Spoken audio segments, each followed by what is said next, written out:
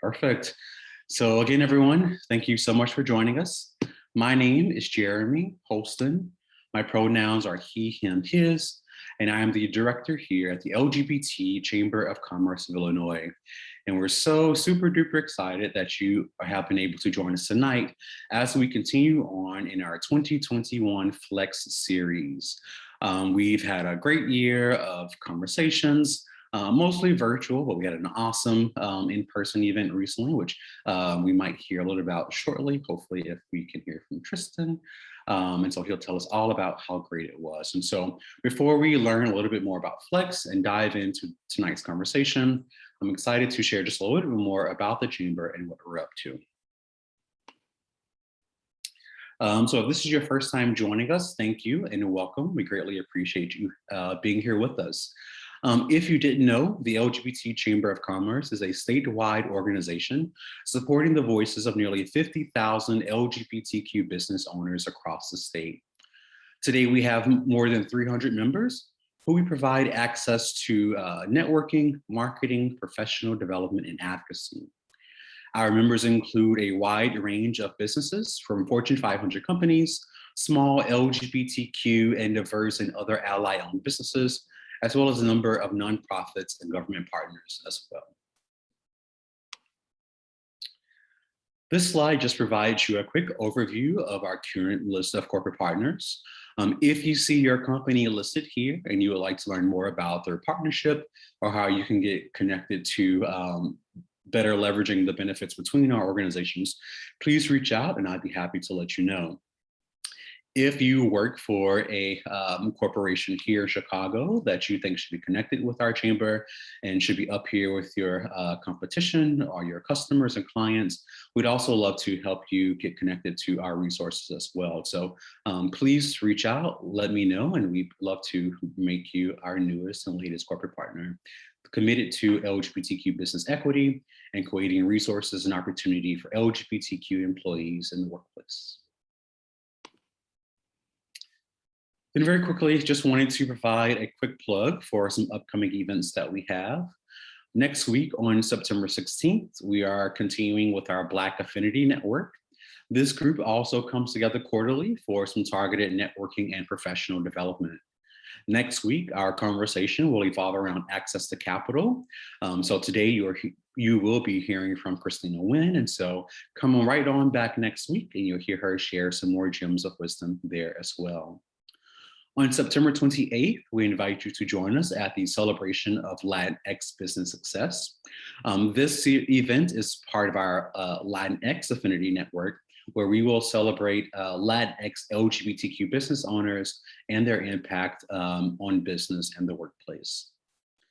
On September 29th and 30th, I hope that you will join us for our Illinois LGBTQ Business Summit.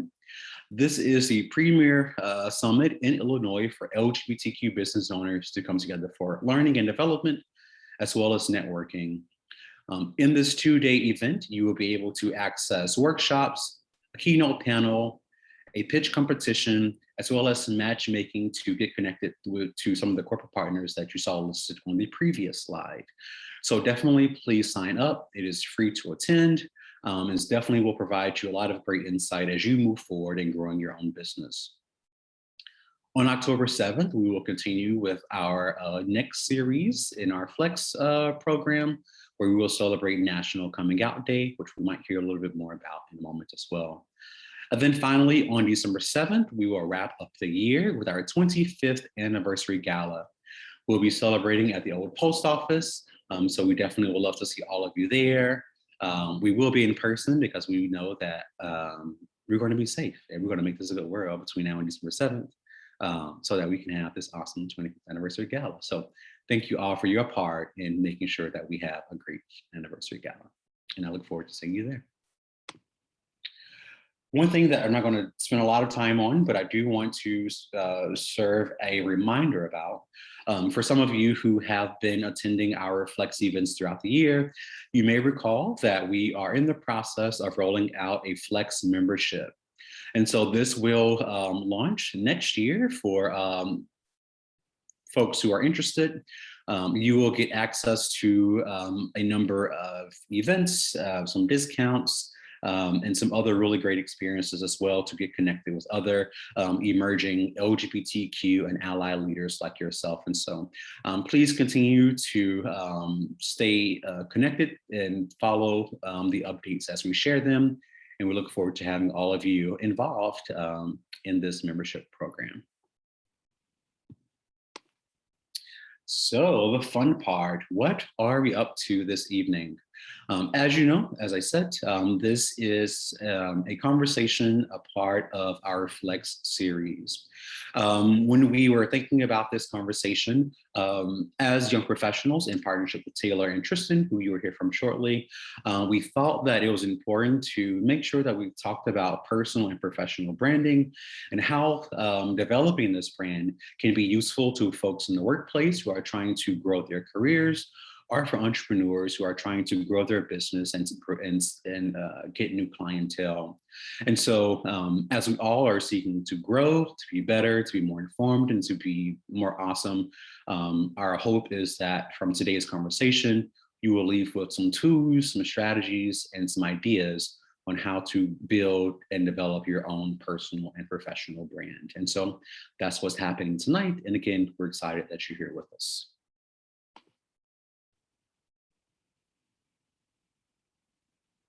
You already know the awesome folks who will be joining us. We'll be hearing introductions from them in just a moment. And so to get us going, I am hopefully going to switch it over to Kristina. Can you hear me? Yes. I have been having a whole host of connection issues today, so I'm glad you can hear me. Good evening, everyone. My name is Tristan Geiser. I use he, him pronouns. I am one of your co-chairs of Flex, and I am also a consultant at CNA Insurance. So I want to give you all a reminder about who we are and what Flex is. So Flex targets LGBTQIA+ and ally professionals that are under the age of 40 or that are young at heart. Our mission is to create networking opportunities to connect young professionals to each other, foster collaboration with business leaders, provide educational engagements for young professionals to bridge the gaps between generations, nurture professional development, and create paths to success within the business community. We've hosted several events this year. Hopefully some of you had the opportunity to attend our summer networking event that was held at CNA on the rooftop. We do have a couple of upcoming events. We will have a coming out day event in October, and then we will have, and I lost it here, I apologize.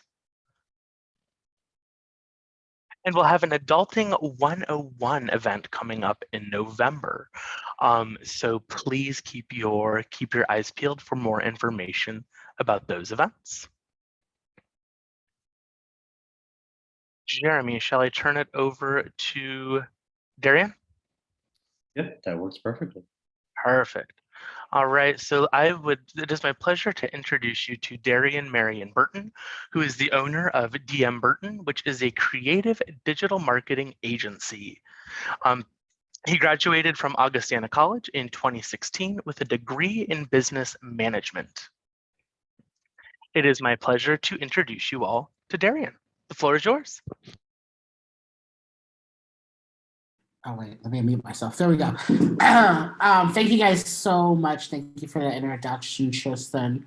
Hello, everyone, and welcome to this quarter's Flex program. You know, this month we're talking about my favorite topic, personal and professional branding. I kind of like to call this your secret sauce because it's what makes you unique as an entrepreneur or a business professional, and truly, it really is paramount to your success. As Tristan said, sorry, words are not my friend today. My name is Darien Marion-Burton, and I'm the president of DM Burton, a boutique creative digital marketing agency based out of Oak Park. But prior to my marketing career, I was a personal stylist at Nordstrom and also worked on that independently. And now I help businesses and entrepreneurs become certifiably cool.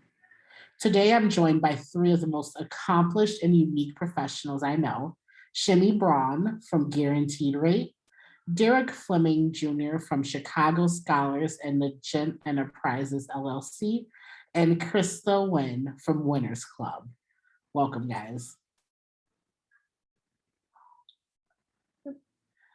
So Shimmy has spent the last 21 years working in the Chicago mortgage market for guaranteed rate. As a gay man and father of a transgender son, Shimmy has the sensitivity and knowledge needed to understand and respect the real estate and financial needs of the LGBTQ plus community. You will recognize him from his billboards around the city featuring local drag performers and marketing his mortgage products. Seriously, guys, if you haven't seen these billboards, they're like outstanding. Shimmy is well known in the real estate industry for his honesty, integrity, low rates, and excellent customer service. Shimmy, thank you for joining us today. Thanks for having me. Appreciate it. Next, we have Darien Fleming Jr. When you think of styling class, organization and structure, education and empowerment, equity and advocacy, Derrick Marcel Fleming Jr., also known as Derrick the Gent, is the man who makes it happen. With a heart to serve and passion for youth and system change, Derrick brings electrifying energy to any atmosphere.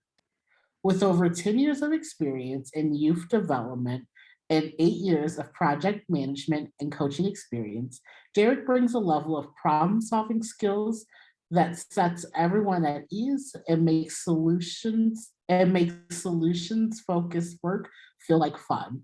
Derrick, thanks for joining us today. And last but certainly not least, Scott, see, words really aren't my friend today. I should not be moderating this thing. I did not have enough coffee, guys, if I'm being honest.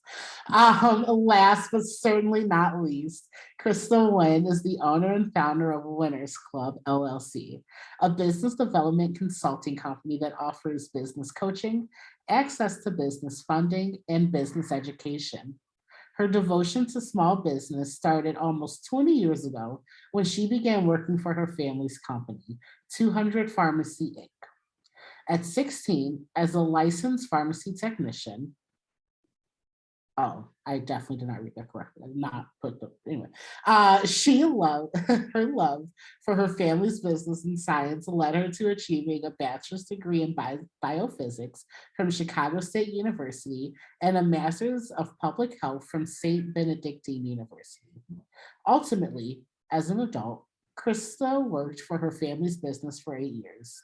She stepped down as the director of business development in 2016 to take an opportunity with Goldman Sachs' 10,000 Small Businesses program, where her true passions were revealed, helping small businesses grow. Ultimately, she worked with the Goldman Sachs program for 3 years, and in December of 2020, Krista was brought on as a business advisor with the Illinois Small Business Development Center, located inside the Chicagoland Chamber of Commerce. She is a proud member of the Delta Sigma Theta sorority and sits on a board of 2 STEM-focused nonprofits. And all that she's accomplished so far, her greatest achievement is raising her 11-year-old daughter, Kaylee. All right. So let's get this started, guys. So my first question for is going to be for all the panelists. My question is, how would you describe your personal brand and how has it played a role in your business or workplace success? Derrick, let's start with you. Good evening, everyone. I'm maybe looking at some notes because they gave us a tight schedule to follow in terms of our comments, but thank you to the LGBT Chamber of Commerce. Thank you to Darien for hosting. Thank you for Jimmy for having me. I'm excited for tonight's conversation. In regards to the question, how would I describe my personal brand? It's a few adjectives I would use: inspirational, fun, celebratory, honest, transparent, being authentic. And then the last one, straightforward. I have no problem challenging authority, however respectfully. Also understanding that acknowledging others and their individual identities and lived experiences. One of my favorite quotes that you can find on my website says, when the collective chooses themselves, we demonstrate what true inclusion looks like. You may not understand or like everyone. You may not respect, you may not choose to support how they may live. However, you can still respect them. And in many cases, you can still love them. And that's how I lead in all of my endeavors, whether it's in my entrepreneurship work or my full-time work. In regards to how this play a major role in what I do within my work, it all centered in the power of emotional intelligence. I took it upon myself a few years ago to really study what it means to be an EI or EQ expert. And it really is a centering of therapy and understanding how you show up in professional spaces. If you ever study emotional intelligence, it says for those that have IEQs scores, you make 20 to 40,000 more in your salary because you understand how to navigate spaces and navigate people. I have learned how to master that, and I teach others how to do that. So in terms of my personal brand, I love to have fun and celebrate those around me, but I also love to allow other people to figure out how to live their true, authentic, transparent, honest lives.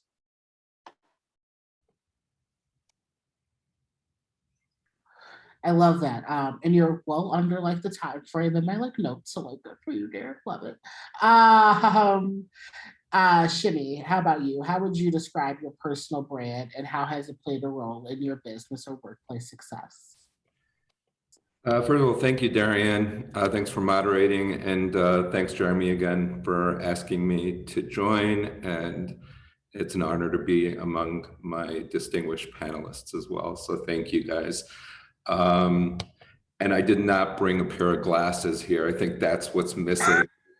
I'm like looking at us, and I'm like, I need some kind of funky pair of glasses. Shit. Excuse me. Anyway, so. Your question was, what is, how would I identify my brand? Okay, so for me, when someone purchases a home, they're typically doing the largest purchase of their life. And so I have the privilege of kind of talking to people about things that tend to bring on vulnerability, which is about their income, their credit, what they have in the bank. And those can be a source of pride for some and a source of shame sometimes, but most people fall somewhere in the middle, you know? And so for me, I try to treat others the way I would want to be treated. So I really work with people in my field as a friend, as opposed to like the mortgage business in general has kind of that slick oil salesman name kind of. And so what I'm trying to do is, what I do actually is I work with people the way I would want to be worked with. And I treat them as a friend and not as a salesperson. I stay focused on who they are and what I can offer them. And, you know, we joke about my billboards, and I do have the billboards with the drag queens, with the cute one-liners, but one of my billboards just went back up, which maybe speaks the most to my brand. And it's a picture of me with 2 out of my 3 dogs, because one wouldn't cooperate. And it says on it, big smile, and it says adorably low rates. And that's because I'm adorable. But the truth is that that's the way I try to present myself. I'm your neighbor, I'm your friend, and I'm trying to help you out, because this is something that's very overwhelming, and I want to be a part of that experience with you and help you. So the way kind of it's brought success to me, I guess, in my field is because that non-sales approach brings trust. And many people will call me, for example, because their realtor will say, call 2 or 3 lenders, and they'll start the conversation by saying that they're, you know, looking around and talking to many people. But by the end of the conversation, they see that I don't have that pressure approach, that salesy approach, and they say, you know what, I'm just gonna stick with working, you know, with you and your services. So it's what I am. So it's true to me, and it brings another level of depth to what I do. So that's how I describe my brand. Love it, love it. I'm gonna have to find that billboard and take a selfie with it. Kristina. Before I go on, I do want to apologize, Kristina. I probably said your name wrong in like 3 different ways. Every time you said it wrong, but that's okay. Like, I really Kristina, practiced and tried. I am so sorry. no, it's okay. It's totally fine. But thank you for noticing. I appreciate that. But to answer the question of how would I describe my personal brand? So first, thank you all for the opportunity. Thank you, Darien and Jeremy, for allowing me to be a part of this illustrious panel. Okay, so when I think about personal brand, for me, I've always worked in small business, the industry itself, healthcare at first, and then in working with the Goldman Sachs program, it was just all type of small businesses. And so I would describe my personal brand with in three categories: servant leadership, connections, and empathy. So this is something that I've been pretty consistent throughout my career, is servant leadership. I work for my family's business. And so if anyone has ever worked for a family business, you understand the stressors that come along with that. And so you're operating in a business environment with people who are relatives that you're going home, going to, having family gatherings, and you all were not in a good space when you left work, but you kind of have to be able to turn that off, right? So approaching every relationship with a servant lens, as far as how can I be helpful to you? I identify where the opportunity for me can be, but how can I also bring something to the table that can be of help to you? So that's the first one. Connections is the second one. I realized really early on that any opportunity that we get is going to come through another person. And so relationship building and building those connections is something that I've consistently focused on, because I just understand that that's where it's all filtering through people. So you have to have those connections, especially in small business where you're working with less people, less capital a lot of times. How do you maneuver? How do you get these opportunities and meet these demands? How do you barter different things so that, you're getting your needs met, someone else is getting their needs met, but you're able to afford each other's services, right? So just connections in general. And then empathy, working with business owners, you learn that it can be very lonely. And so, it's a lot of stress just really making that decision to be a business owner. A lot of people put a lot of their savings and assets on the line, their families on the line for this dream that they have. And so just being empathetic to wherever they are, whatever the attitude is that day or whatever it is, but just understanding like it has nothing to do with me, and I'm again here to be of service to you. So, and that's really helped me, y'all. Like, it has helped me, and it has helped me in the way of a lot of every opportunity that I've gotten, I didn't seek it out. Like, people sought me out. So I will say that it has played a major role in just every opportunity that I've been given, working that personal brand. Great. What I love about all your answers is that they all talk about how you affect other people's lives. And I think that is so important.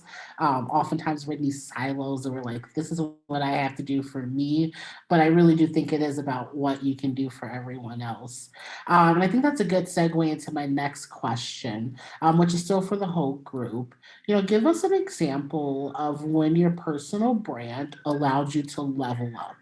For example, maybe it helps you close that deal, or was the difference between you and a colleague for a promotion? Shimmy, we'll start with you on this one. Sure. So for me, I think if I had to go through my career and look at the period that probably had my brand help grow my business most, was probably when there were the laws started to develop in relation to civil unions in the LGBTQ plus world, as well as same-sex marriage. Knowing that I look at each individual not as another file or another deal or another loan, but I look at them as individuals, allowed the folks, I definitely enjoy the branding as it relates to an individual consumer that sees my billboard and gives me a call. But the more of the success comes when a referral source, like a real estate agent or a financial advisor, knows and tells somebody, that maybe it's a gay couple, and says, hey, if you go to Shimmy, he'll be able to give you advice on how to work through, titling your home, things like that, because they know that I'm going to be sensitive to that. Like more recently, maybe we're in the midst of adding to our loan applications pronouns. I'm guessing that we're one of the first mortgage companies in the country that are actually adding pronouns to our loan application. And I think that that's what it is, because I would want for my son, who is a biological, he was born a boy and he was born a girl and female, and now he identifies as male. I want him to have the opportunity to be talked to as a he, him, which is the way he wants his pronouns preferred. And so I'd like to be able to share that with other people as well. Great. Kristina? I forgot the question. Oh, give an example of when your personal brand allows you to level up. Got you. Okay. So I think the best example that I can give is transitioning from being a W-2 to a full-time entrepreneur. The reason I was able to do that was I was very intentional while I was at Goldman Sachs. I'll say that strategy played a big part in that. But as I was meeting these business owners and entrepreneurs and doing my job through Goldman, I just made sure the quality, the experience was something they had never, potentially experienced in this type of program. And so really being able to answer those questions that they had, really being able to find connections and resources. If you need capital, oh, no problem, I have banking relationships. Oh, you want to get certified? Oh, no problem, I know the person that does the certifications. I'll connect you with them, So having that type of consistency in that regard allowed my business to grow to a place where I just could no longer manage both a full-time job and running this business. And so I took a chance on myself and stepped out, and it has, by the grace of God, it's continued to, I'm doing good. I'm getting the clients and being consistent with the personal brand, like you're saying, and it's allowed me to transition out of having a job. So I would say that's the biggest win I got with my personal brand thus far. I like that pun, the biggest win I got. You got it. Okay. I got it. Derrick, I want to hear from you. Give everybody an example of when your personal brand allowed you to level up. Yeah, I can definitely share. So first I want to start by saying that I work in the education nonprofit community space. So if you're familiar with that space or work in that space, it is big on network and community and connections and knowing people. So I start by saying building my network is what allowed me to truly level up in my business and in my career. Is truly getting to know the people in the room. You have to understand how to navigate the machine of Chicago. So I am really big on understanding the government sector, the nonprofit sector, what's happening in philanthropy, what's happening in for-profit. As a lifelong learner, I am always reading and study because things are ever changing. And another piece of just saying is elevating your experiences. And I used to work at the White House. I had the opportunity to intern under the Obama administration and then work there for a year doing government logistics. And that experience really allowed me to skyrocket my work, what I do here in Chicago, what I've been blessed to do around the country. A lot of my business, I do not, spend personally, I don't spend a lot of time of like marketing materials and putting all of that out there. I don't send out weekly newsletters and all that type of stuff because I'm a one-person team. I'm a working entrepreneur, and honestly, I like it that way. I took a few years ago, I stepped out and did that full-time entrepreneurship thing, and it was a lot. And I was not ready. I'm going to be very transparent and say I prefer to be a working entrepreneur. I'm trying to get to that space, like the previous panelist just said, when I'm ready to quit my full-time job and move back into that space. But it's truly really built on how do you elevate your networking, your connections, and figure out how people connect. People see me as a connector and a resource. So when people see you that way, you can always be present in that space. All of my clients, and I've been able through my business to get Chase Bank, Chicago Public Schools, a number of nonprofits and universities as clients, and all of that came from word of mouth and network marketing. I speak at one place, I train at one space, I have this consultant or I have this client, and they are sharing, what I have done. And for me, that is the way I like to navigate my business right now, because I am making a stake in the ground to be that advisor to nonprofits, to be that advisor to politicians. That is the work I love doing, because I'm always studying and figuring out how does the ecosystem work and speak to one another. If anyone ever have coffee with me, I'm always trying to say, how do we build whole communities and whole families? That starts with every sector talking to one another. Education can't do it alone. Housing can't do it alone. Healthcare cannot do it alone. We all have to work together. So I am a believer of coalition building and impact work. And that's a lot of what my business does. I love it.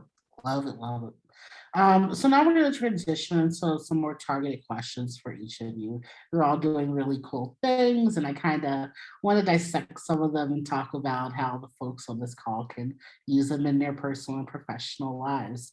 Kristina, you're up first. You have literally the coolest newsletter outside of mine that I get in my inbox. You do amazing digital marketing, amazing text marketing. Seriously, as a marketer, I'm jealous. How have you been able to harness and communicate your personal brand, specifically in a digital environment? So as you notice, just branding in general, I really try to leverage this digital situation we're in with my virtual background. I have a virtual background on anything that I do because network marketing is important, and also educational marketing, I guess is what you would call it. When you do a lot of classes and trainings for free, I do a lot of that. That is by far my best lead generator to getting qualified leads who really are ready to take on the services that we offer. And so for that reason, in addition to communicating in a way that's empathetic, and when someone has a question, oh no, that's not a dumb question. No, I totally understand this, given that energy. In addition to that, just being consistent with things like this, I want you to recognize the logo. I want you to recognize the Wynners Club name, and it rings a bell because I'm consistently out here. I'm trying to be as visible as possible. Like, that's just so important, because you can have, especially with service, like professional service-based businesses, people are buying into you. I'm not the only business coach out here. I'm not the only one doing grant writing or helping people do loan applications. People work with me because they like me. They like what I put out. They like what I'm doing. They connect or find something with me. And so I try to look good all the time. I'm a super perfectionist. So I'm just trying to do the best that I can to translate the quality of what you get when you work with me. And so I do things like I use metallics a lot in my branding, because I know metallics, they translate as more expensive or better quality. So thinking even like colors that I'm using, language, keywords that I'm using. So that's how. I don't even remember what the question was again, but I hope I answered it. I lost it, but I hope I answered it. No, I think you answered it perfectly. I agree with you. I think people buy into, when they come to DM Burton, they're buying into Darien. There are 50 million people doing social media. but like they like me because like I'm cute and I say I drink champagne all day. I do. Um, Speaking of, you talked about visibility, and I think that's a really great segue into my next question, which is for Derrick and Shimmy. I'm curious, how have you navigated being out in maybe more traditionally conservative or traditionally heteronormative work environments? Derrick, let's start with you. That's a great question. And when I was prepping for this call, I was like, "Ooh, how do I have a long story I want to share, but we're not going to have enough time for that." But what I will share is that I'm not going to lie. For a long time, I hid, parts of my identities because I understand the landscape in which I worked. I worked in education with young people, and for a large part of my career, I worked very directly with Black and Brown boys doing violence prevention, clinical counseling, and mentorship. So I knew early in my career, because 5-6 years ago was not the world we live in now, and being able to be as even more free and transparent, and we have the movements, the many movements that we had did not exist. And for me at that time, my career was very important. And one thing I've always told myself is that being gay, and what I say, being Black, gay, and Christian, because I carry all three. I'm a man, I'm Black, I'm gay, and I'm Christian. I live those things every day. And one thing I realized when it comes to being gay and Christian, it's not that every space isn't deserving of those identities. You have to understand in which the purpose you are in that room.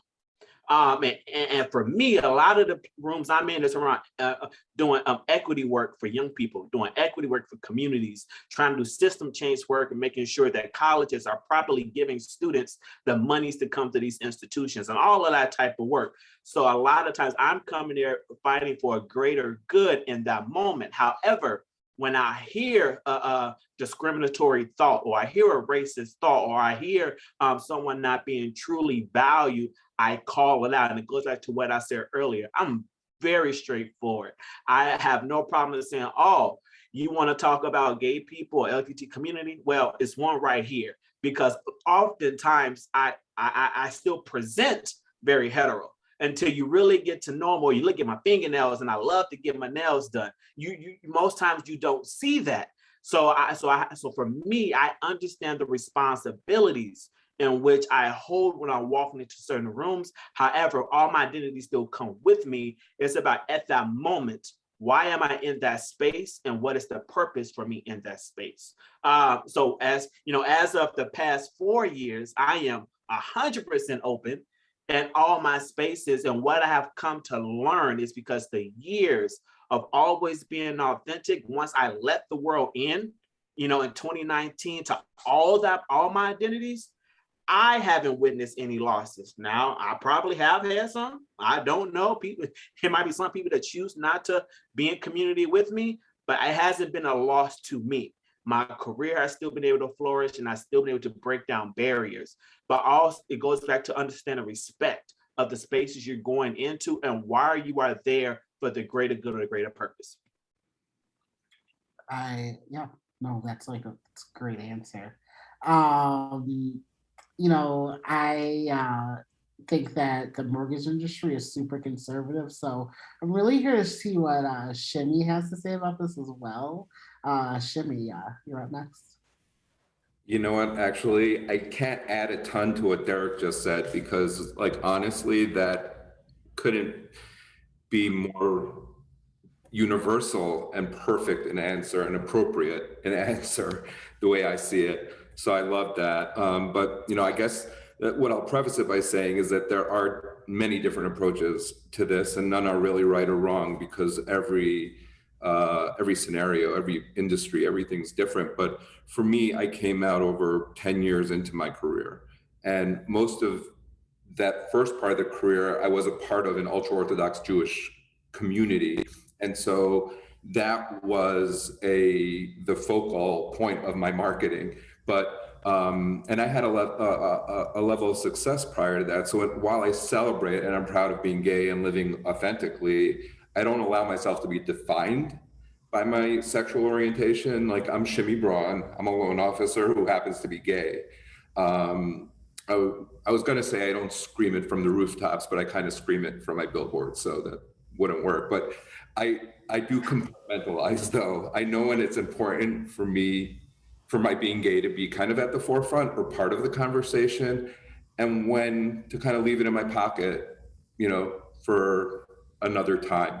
So that's pretty much, it's just about being astute to the scenario and situation that I'm in. No, I definitely feel that. There are some times, like you do, if I like to get my nails done, I'm not gonna show them on camera because they look atrocious right now. But you know, there are times where I'm like, ooh, I'm meeting with this person. I probably should take this nail polish off so that I get that guap. And then like I'm like, ooh, but if they don't like me because of my nail polish, I don't need their money. Do I? Do I? But no, I think that you guys all said and hit on really important things. Kristina, I'm really curious, you know, talking about authenticity and, you know, being your true self and showing up. I'm curious what thoughts or like ideas you have on how allies can show that they're down for the cause in their marketing, so to speak. Absolutely. I think it's really about the action motive, of course, but like the action that you put behind the things that you say. So it's one thing to say that you are inclusive and, you know, you support a cause, a group of people, or what have you. But it's another thing to invest time, energy, resources into that group of people or that group or group of people or that group. So I think allyship is really a sexy word right now, but I don't think that people are really standing behind what it really means to be an ally. There's something called cultural competence, and that's typically something that's geared towards ethnicities and understanding people's cultures. But if we take that same thought process as it relates to something like sexual orientation, so it's one thing, oh, I know what it means, you know, on paper. We know what the, you know, what it means to be LGBTIQ plus, right? But then it's another thing to take it a step further and make a friend with someone in the community, you know, that you haven't. And then it's another step to patronize their business in that community. And then it's a whole nother step where you all are breaking bread, doing business together, brainstorming about ways to better break the barriers that are, you know, that are there. So I think it's, again, a sexy term, but I don't think that many people always know how to really put action, meaningful action behind it. And so that's my answer.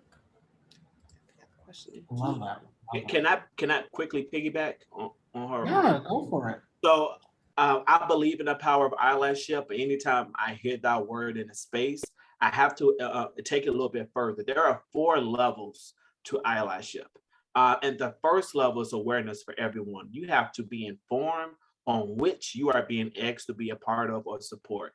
The level from that is then becoming an ally. You may just go to a parade with me. You may just go to a bar. You may just sit down and understand my story. That is all that ally does. They're not about to fight in the trenches. They're not about to go down to Congress. They're not doing any of that. The next level is being an advocate. Now, the advocate, they're gonna be aware.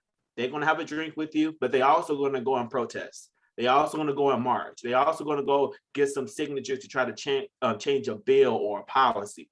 That is that third level. But then that final level is being an accomplice or a co-conspirator. Like that is the level where you are willing like to go raise holy hell on whatever you are trying to change or that inequality that is keeping whoever that person is down.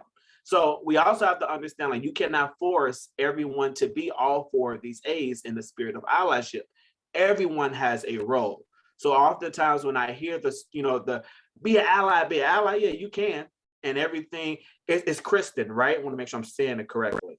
Kristina, you guys. Kristina, got it. Kristina, I wanted to make sure I heard it correctly, and I know it's a question in the chat said, what is it? So That's Kristina, so funny. It's Kristina. Kristina. So everything Kristina said is correct, but I just want to make sure that we understand, like, there are 4 levels to allyship, and we have to figure out where do we stand and where do we want to try to get our families, our friends, our colleagues, the community to level up in those 4 stages, and also accept that they may just stay at one level. You can go find somebody else to be in that place for you. Shimmy, oh yes, I put them in the chat, but it was awareness, ally, advocate, and accomplice. And for those again, for Kristina, it's Kristina. Thank you so much. Great. So I want to circle back around to Shimmy. And while we were preparing for this call, we had a call with everybody. You would have thought I learned how to pronounce Kristina's name during that call, but like here we are. And you shared a story with us, Shimmy, about your brand identity and how it's your personal brand identity and how it's changed over time when you were out first, when you weren't out versus when you were out. And I was just wondering if you could share that experience with the group. I thought it was a really empowering story. Yeah. Sure. Yeah, I mean, what I mentioned before was that I grew up ultra Orthodox, and I was by the book. I had an arrangement. You see this on TV and you think it doesn't exist today. Whenever I share this with people, they say, really, this still happens? I married a woman after knowing her for 12 days. I had an arranged marriage, and then 3 months later we got married. We got engaged, I should say, after knowing each other for 12 days, then got married 3 months later. And I just kind of grew up in that sort of robotic community where I just did what I was told. I didn't know any better. And the way I developed my business at that point was, they had community phone books and I would just, and local charities and different means for me to connect with people in that world.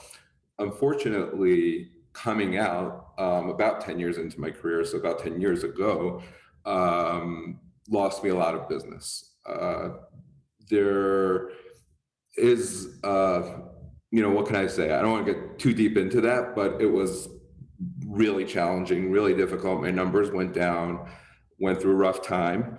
But one thing I did realize was that there are some well-known real estate agents that service the LGBTQ community, but I didn't notice any mortgage lender that sort of was out there, out and about. And I said, you know what, maybe I can work a different community, so to speak. And that I connect with, not just, run to a Mormon temple. I actually was able to go to an LGBTQ, start learning more about our charities and our functions. And at the time I was dating a guy who decided about 1.5 years into a relationship that he wanted to become a drag queen. And so it was his idea to actually throw up those billboards and, with the one-liners, those cute lines.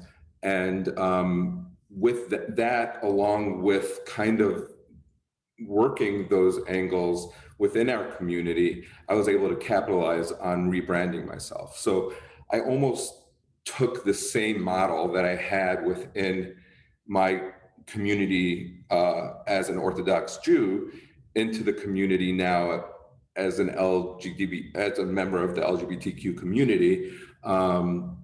I didn't really change my brand. That's what I mean to say is I didn't change my brand, because my brand is my honesty, my integrity, the sensitivity, and so on. I just shifted my focus on a demographic.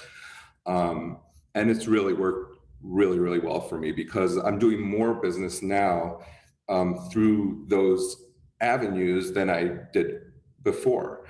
And just as a cute nugget, it was shortly after I did that with my boyfriend, he became my ex-boyfriend, and I was walking around the neighborhood in Boys Town looking at 50-foot billboards of me and my ex with big smiles on our faces and cute one-liners, and being like, how the hell did I get myself into this? But it's paid off. So, but yeah, so that's pretty much the evolution of my brand. Nice. I love that. I feel for you walking around giant billboards of your ex, but I have enough seeing them in the office. No. Great. So my last question here is for Derrick, and it centers around this theme of authenticity that we've been talking about during the second half of this program. You know, one of the things I love about you, Derrick, is how authentic you are. I think from the moment I sat down with you, like I was like, he's just like a cool dude. So my question for you is, how do you make sure you show up as your authentic self every day? And like, what do you do when you're just like not feeling it? Again, another question that I probably could talk an hour at length about. Let me see. I say it's simple, knowing that it's loaded. Like, yeah, it's simple, but you have no other choice but to live the life you were birthed into. Like, that's the abbreviated short version. Let's go a little bit deeper. Like, we're living in a world that is ever changing every day. Every day something can shift it. I was just telling a friend recently, like, I would love just to have 10 years of Black power where no one's being shot, killed, we are thriving, because I don't know in my lifetime if we would truly live in a 100% equitable world because of our governmental system. Every year the president changes. Every 4 years the president changes. Every 4 years the mayor changes. Every 4 years the governor changes. Every 2 years local government and federal government changes, which means policies can shift. So unless we're gonna undo all of the forefathers' work, we have to figure out how to do this thing called personal liberation. How do you free the mind first to then be able to show up in all the spaces that you enter? And like I said earlier, also understanding that comes with a level of responsibility. Like, you can, like I tell my staff all the time, I don't care how direct you're gonna be in these meetings, in these conversations, but if you choose to be that direct, know that comes with accountability. Someone may come and check you, or someone may come and question you, or there may be a rebuttal. That is okay if you choose to do that.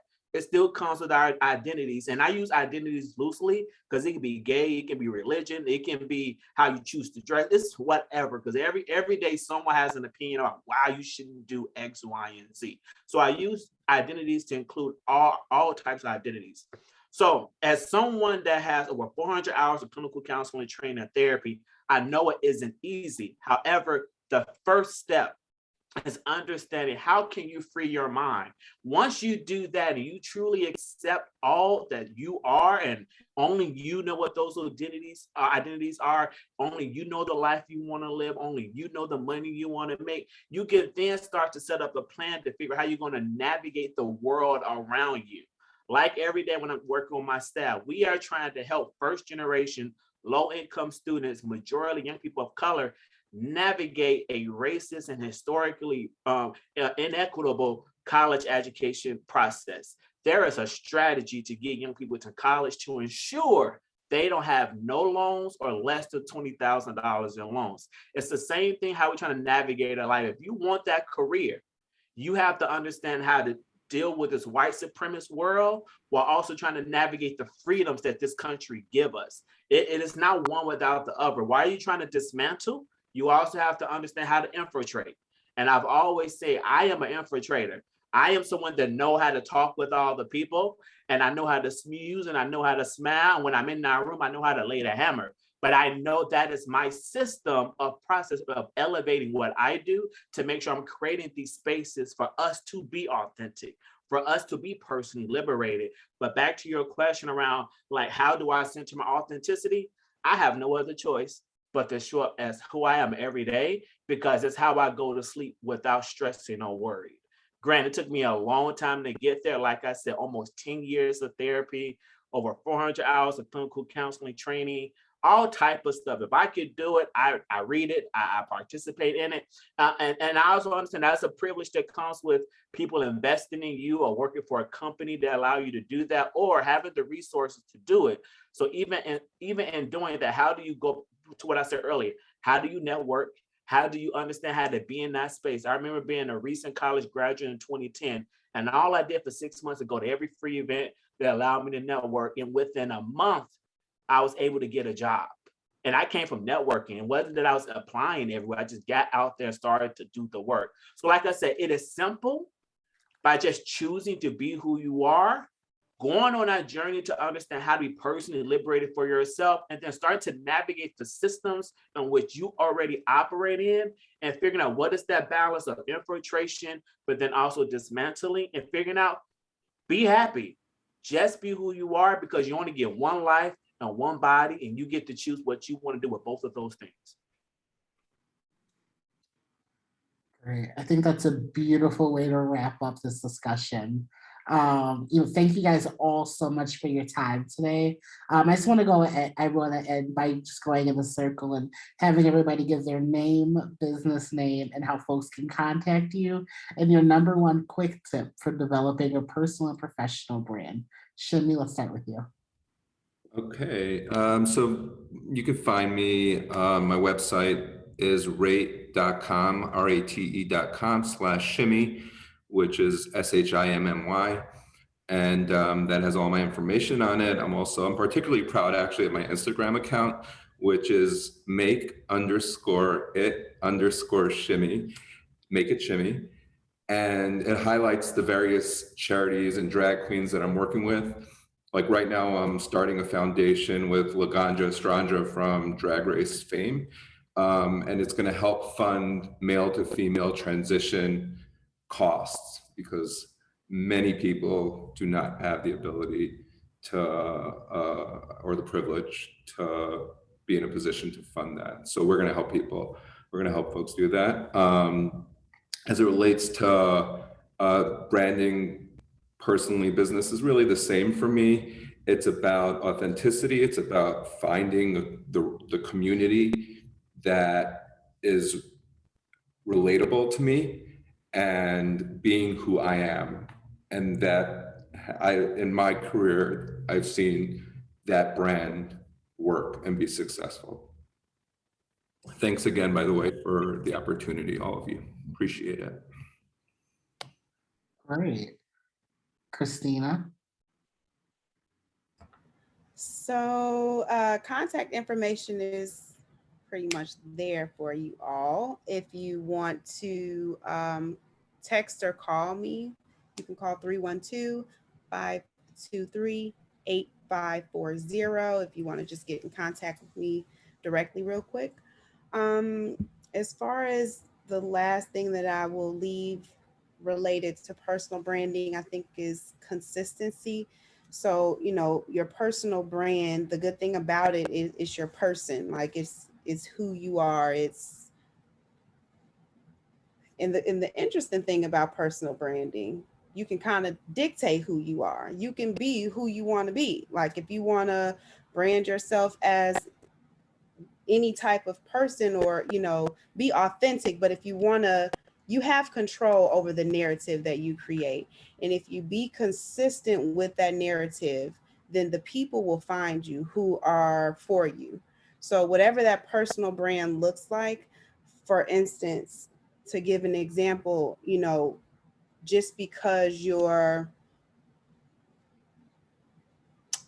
I'm in health, my education was in healthcare, but you don't hear that in my brand at all. Like I don't talk about it.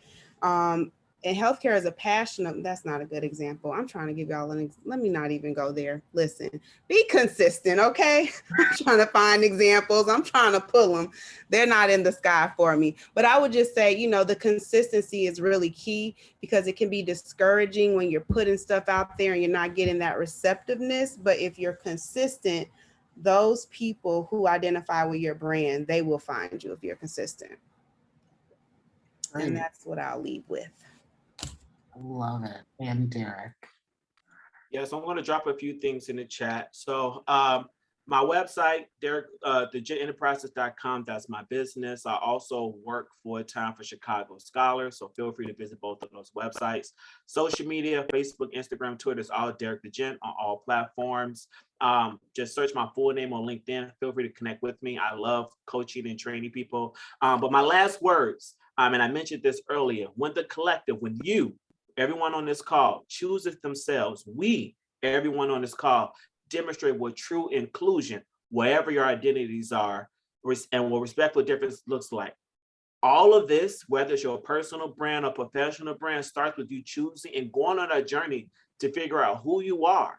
I tell people, when you go on that journey to really understand who you are, you make less mistakes in life.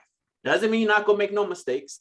You make less mistakes in life and you learn. So those are my last words. But like I said, connect with me. I love working with people, and I have some open availability for some new coaching spots. So let's make it happen. Great. Thank you so much, all of you, for being on this panel. I feel like I've learned so much in the last 45 minutes or so here. Just so everybody knows, my name's Darien Marion-Burton, president of DM Burton. You can hit us up on Twitter, Instagram, Facebook at DM Burton Style. And keep on keeping on and being your amazing selves. I'll turn it back over to Jeremy, who will kick off the second half of our program. Hey, everyone. Jeremy turned it over to me, so I am removing these spotlights here, and then we're going to go ahead and jump into the next portion of our program. So give me 1 second, because I just learned how to do the spotlight view today. So just give me a minute. And Randy, okay, there you are. Here I am. Okay. All right. So thank you so much to our panelists. That was such awesome information. I was over here taking notes, so I hope you all were too. I was too. Yes. So everything was so amazing. I loved hearing about how I can, better myself and be my authentic self. And I totally resonated with the statement of, if they can't accept you for you, then you don't need their money. And I think that's just period, point blank, that's it. So I love that. So thank you to all of our panelists. That was such great information, and I hope you all learned a lot too. But in the next part of our program, we're going to be turning it over to Randy. So Randy Ford is a writer and storytelling strategist who helps small businesses and nonprofits with understanding how the principles of storytelling can help them and their audiences. So at this point, we're going to hear from Randy here. Randy actually started First Story Strategies in 2016 after previous roles as a journalist and as a congressional aide and a communication strategist. So Randy is going to provide us with some of that knowledge now. So Randy, I'm going to go ahead and turn it over to you, and I'll get out of your spotlight. Okay, thank you. And I loved that panel so much. So I'm excited to help people kind of build on that and see how we can apply that to our own personal and professional brand. So we're going to do a little bit of breakout activity working on this, but everybody have something to write on, or if you prefer, open somewhere to type on your computer or something, because we're going to do a little bit of writing here before we jump in. So that's the very first thing I want to do. So I look at this, I approach all of this through a storytelling lens, right? And not necessarily through a once upon a time, but more through a understanding what are the reasons behind stories being so effective. And 1,000 years before we ever had language, we had stories, right? The cave drawings, they were not PowerPoints, they were not sales pitches, they were stories. And so that's still the most effective way that we take in information and that we can inspire people to take action, including if that action is to hire us or pay us for our services. So the very first thing I want to do is I want to give everybody just a few seconds. I'll give you about 45 seconds to a minute. Write down a 30-second, we'll say elevator pitch for lack of a better term. But if you're talking to your ideal client, your ideal employer, the ideal person you want to be in front of, write down about 30 seconds worth of what you would tell them about you, about your personal brand or professional brand.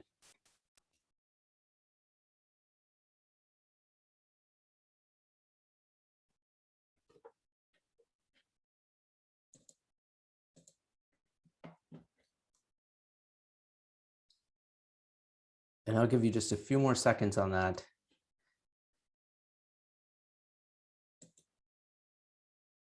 And then I'm going to send you to breakout rooms where take turns. So there should be 2, maybe 3 people in each room.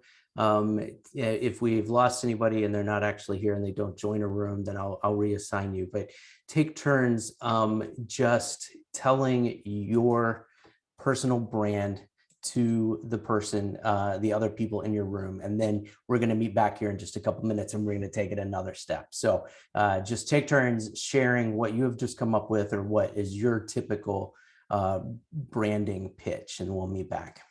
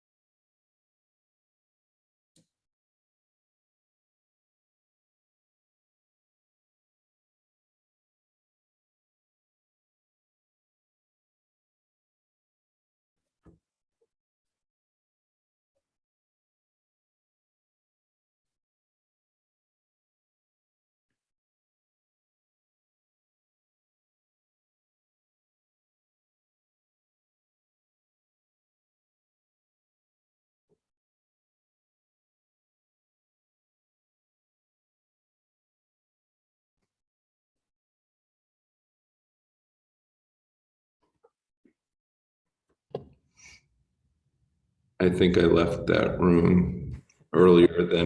It looks like you did. Did you get a chance to talk in there? Well, they gave their intros and then we talked for a moment. Got it. Sorry, Christy, and Tim, I didn't mean to just skadoodle. I didn't realize what pushing that button meant. So. Got it. All right, cool. Welcome back, everybody. So anybody want to share like how that felt to share their personal branding information? We are going to take it a step further. Does anybody want to volunteer to share theirs with the group? And then I'm going to push it a little further after that. So it's a little bit of a risky volunteer, but everybody here can handle it, I promise. So anybody up for it?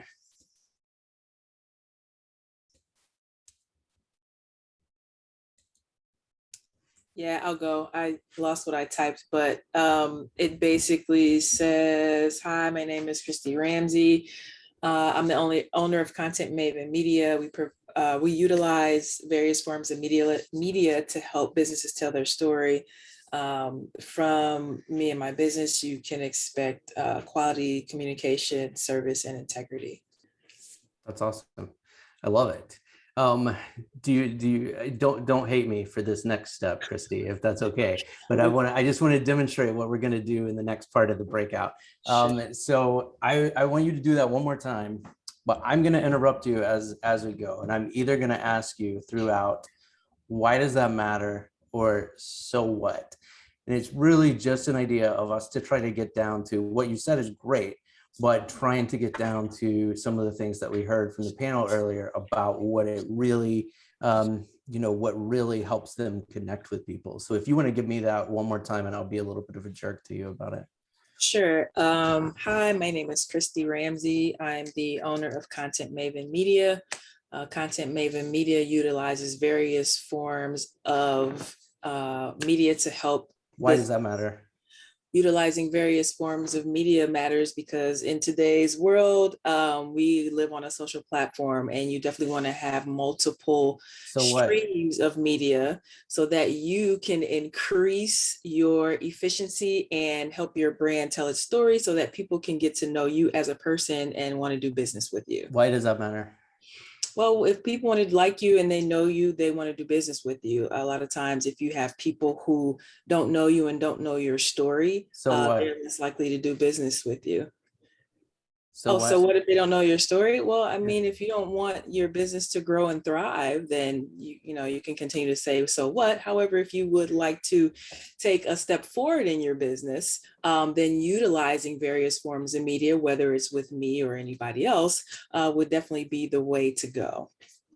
Absolutely love it. Very nicely done, and thank you for indulging me there. So I'm going to send everybody back to breakouts. I think you'll be with different people this time. So you will share the same thing that you shared last time, but somebody else in the room is in charge of asking you. You don't even wait for a sentence to necessarily finish, but ask, "So what?" or "Why does that matter?" And then we're going to take turns going through doing that. So everybody good with that? Give me a thumbs up if the instructions are clear. Sweet. Okay, I'm going to open the rooms back.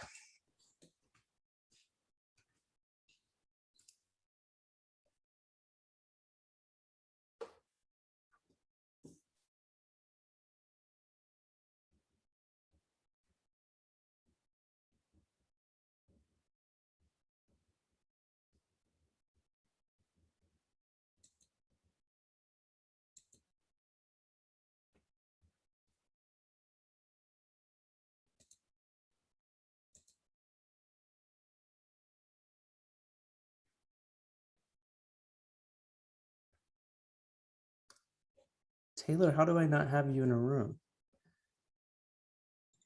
Probably because I'm one of the hosts. I have to put myself. Oh, yeah. I'm sorry. That's okay. You're right. That's why. Here, I'll just go in somewhere. Yeah, go in room 1 might be good. Okay. Cool.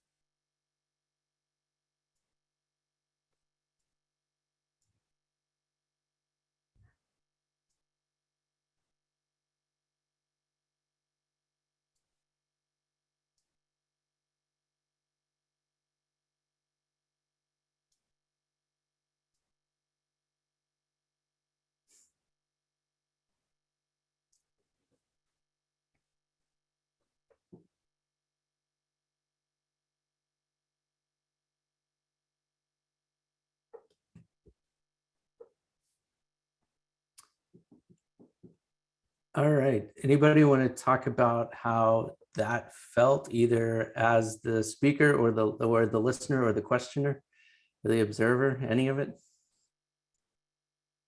Other than kind of feeling rude, probably. Yeah, go ahead.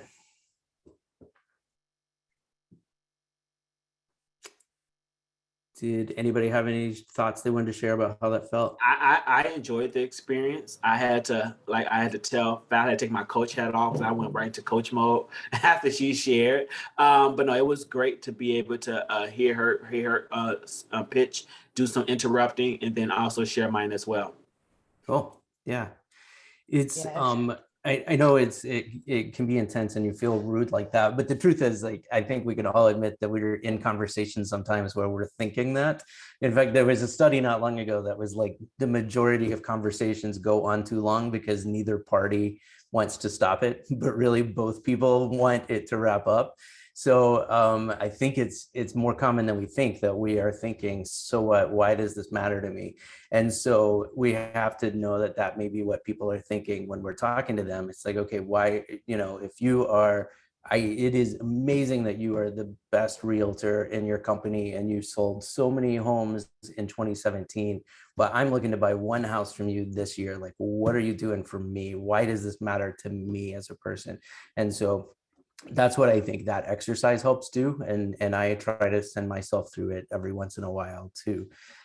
Because it really is about why does it matter to that person. And I think all three of the panelists really hit that well earlier, as did Darien. I mean, Shimmy's, he talks about he's being his authentic self, and everybody said that. He would, if he went to my hometown in Tennessee, I know Shimmy would be an amazing mortgage broker, and he does. He obviously knows how to work with the conservative market. He told us that, but he would take a different tack than the billboards that he has on Halstead and Clark, because he would be dealing with a different clientele, and he knows that they're coming at the interaction with a different story. So that's the whole idea, is whatever we are saying and whatever we are being our authentic selves, but we have to meet the fact that everybody we're talking to is coming at it with their own story too, their own life experiences, and we have to connect to them. And Kristina said people like her, she's able to connect with people, and that's because they are connecting with and relating to her story. So that's what I have. Thanks for going through that with me. I hope it was helpful to anybody. And if you have a chance, if you wrote it out, maybe think about it again when we're done here, and see if that has made any change in the way you talk about it. It's just a pretty quick activity. We didn't get to dig in too deeply, but I'm always happy to talk about it with anybody who wants to look me up on LinkedIn too. I'm always happy to chat about other ideas. So thank you all for doing that, and I will give it back to you, Taylor. All right. Thank you so much, Randy. That was really awesome. I definitely felt like I learned a lot there. And as I put in the chat, I think it's, a little off-putting to hear the, so what? But it really brings your attention back to what you're saying to people, and just kind of, lets them know that you're still really adding meaning to what you're saying. You're not just rambling. Yeah. And so you need to bring it back. Just kind of say, okay, why am I telling them this? Don't just tell them your whole life story. Tell them what's important. So I really appreciate that. Thank you, Randy. Yeah. Thank you. I'm glad. Yeah. So that's pretty much all we have for you all this evening. I want to thank everyone for joining us today. Thank you so much to our panelists, and to our facilitator, DM, and to Randy for putting on that great activity for us. So Tristan, if you have any final words, I'll give you the floor, but otherwise we're ready to wrap up, and I'll give you all some time back in your evening. No further words from me. Thank you all so much. I apologize that I can't show my face. I've been switching between my computer and my phone for the last hour and a half, but thank you all so much. I really appreciate it. Yeah, gotta love technology. All right. Well, we will see you all at the next Flex event. That is October 7th for our National Coming Out Day event. Can't wait to see y'all there. And that hopefully will be in person. All right. Good night, everyone. Thank you all for joining us. Hi, everybody. Thanks. See y'all next month. Thank you. See you next month. Bye.